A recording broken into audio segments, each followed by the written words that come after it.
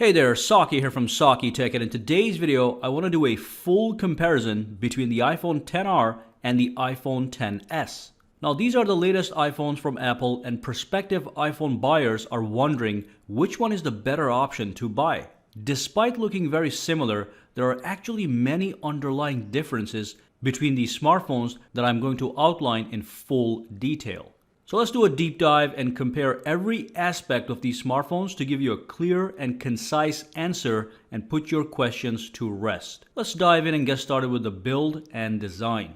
Both the iPhone XR and the iPhone XS use the exact same glass in their construction for the front screen and the back panel. However, the metal band around the edges of the device on the iPhone XR is made out of aluminum, while the one on the XS is made out of stainless steel. Stainless steel is a tougher metal overall. Now, as you can see, the overall design of these phones is basically identical except for the larger form factor of the iPhone XR, and if you look carefully, it also has slightly thicker bezels around its frame. Both phones are water resistant. However, the XS has a higher IP68 grade water resistance, while the iPhone XR has an IP67 grade water resistance. For normal situations such as accidental water splashes or rain, both do an excellent job of protecting your phone. However, if you were to submerge into water, the XS has the capacity to go as deep as 2 meters for 30 minutes as opposed to 1 meters of the XS for 30 minutes. They also have the exact same wide stereo speakers that produce equally loud and rich sound from the dual speakers. So in this category, the lead certainly goes to the iPhone XS. We can see very quickly the minor differences between the two are numerous. However, so far the differences are not yet enough to make a decision between the two. So let's keep diving deeper. Let's talk about the processor, memory, software, and biometrics. Now both the iPhone XS and the XR offer Apple's latest and fastest A12 Bionic chip. However, the XR comes with 3 GB of RAM, while the XS comes with 4 GB of RAM. This RAM difference doesn't make too much of a difference in day-to-day performance. Now the XR comes with a base storage of 64 GB for $750, while the XS comes with a base storage of 64 GB as well for $1,000. So there's a $250 price difference between the two. Both smartphones offer the exact same software functionality as they run the exact same iOS software. The speed, fluidity, and snappiness of software is equal. Apps will run with equal speed and games will run with equal smoothness. I'm also going to throw in the Face ID system in this category and mention that they are also identical in security and speed and work flawlessly on both smartphones. So in this department, power and software and security, these phones are nearly identical except for that RAM. Now let's talk about the dimensions really quickly. So the XS measures 143.6 millimeters in height, 70.9 millimeters wide, and 7.7 millimeters thick. It weighs 177 grams.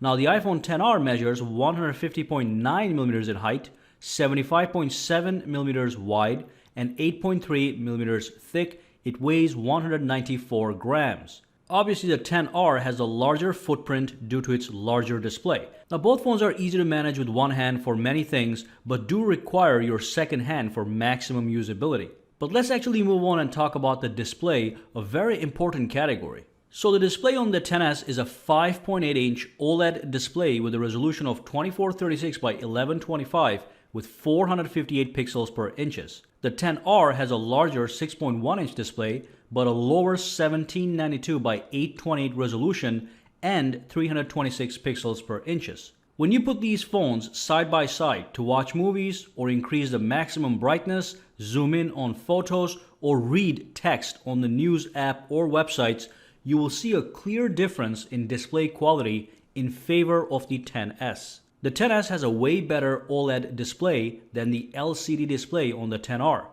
As a matter of fact, the LCD display on the XR is slightly worse than the iPhone 8 Plus's display.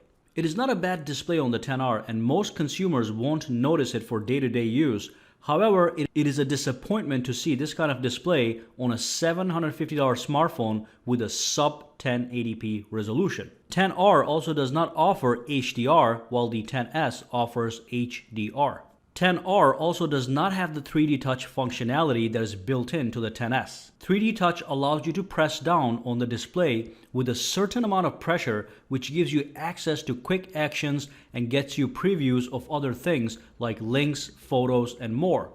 With the 10R, a similar but limited version of this functionality is available by using press and hold. So the 10S has a brighter, sharper, clearer, and a more color accurate display than the 10R. We will talk about this situation further and I will tie everything together in our conclusion. For now, let's move on and tackle the camera. So the 10S has a dual camera system. The primary camera is a 12 megapixel f1.8 camera, while the secondary camera is a 12 megapixel telephoto camera with an aperture of f2.4. The 10R has a single camera, which is a 12 megapixel f1.8 camera. The primary cameras on both smartphones have the exact same sensor and lens. They are identical twins. Any photo taken with the primary camera on the 10R will be 100% equal in quality to the 10S. And of course, most video recording capabilities are also identical since most video is recorded via the primary camera. You will get the exact 4K at 30 or 60 frames per second, as well as 1080p at 30 or 60 frames per second, and slow motion video at 1080p at 120 or 240 frames per second. Voice recording for the video footage will be done in stereo as well. So the only extra thing you have on the iPhone XS is the secondary camera that allows for 2x optical zoom and the ability to take portrait shots with a few more options, because the 10R already has portrait option, but it's a little bit less advanced than the one on the 10S. You will be able to get 10 times total digital zoom on the 10S, but the 10R will only go as far as 5 times total digital zoom. And trust me, most consumers don't care about portrait photography or zooming in and zooming out on their cell phone. And of course, the front camera is also identical at 7 megapixels with f2.2 on both smartphones. And that's basically all you need to know. 10S only has a slight lead in this category due to its extra camera. Most photos and videos will be taken by primary camera and they are identical in every sense. So if the camera is the only reason you're trying to make a decision between the two smartphones, then you can just buy the 10R. Now let's move on and talk about the battery life. So the battery in the 10R is 2,942 milliamp hours and the battery in the 10S is 2,658 milliamp hours. Okay, so in the battery department, the 10R actually beats the 10S with a longer battery life. It will last 1 to 2 hours more than the 10S after a full charge based on usage. The reason for this is because the 10R has a lower resolution or a lower level display that requires less power than the 10S's more advanced and sharper, higher resolution display. In the battery department, the XR takes the win. Now let's move on and see what we can conclude from all this data. First, remember the price difference. The iPhone XS is $250 more expensive than the iPhone XR for the base 64GB models. Now, what do we have on the XS that we don't have on the XR? Let's make a list. XS has a superior display with better color accuracy, better brightness, and sharpness, which is a big deal. XS display also offers HDR, while the XR does not. And then the XS has higher IP68 grade water resistance, while the XR has IP67. XS has a secondary camera, which is not a big deal. XS also happens to have 4 GB of RAM, which is 1 GB higher than XR's 3 GB, which again, I think is not a big deal. But if you were to combine all these things together, are they worth $250? And the easy answer is yes. $250 will justify this difference. You are definitely getting less with the XR, and it's not just the display. On the flip side, in many ways, the XR is just as good as the XS. But that is where the problem actually is. Why produce a phone that has a powerful A12 Bionic chip, which is the fastest chip in the market, a great build quality, and a top-notch camera, and then ship it out with a low-level display that is lower in resolution than last year's iPhone 8 Plus's display?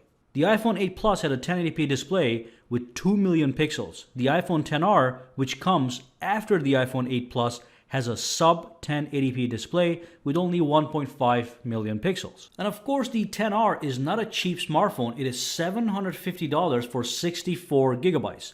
If it was priced at $600, then I would certainly suggest to buy the XR over the XS. But it's only $250 less than the XS, and the XS is the true flagship. I do have to let you guys know that if you do buy the XR, it will cause buyer's remorse the more you think about the specs. Now, this only applies to people who think about their purchase carefully and do lots of research. For average consumers, these differences will go unnoticed. But again, if you are watching this video, just buy the XS over the XR and get the full experience on the best possible display.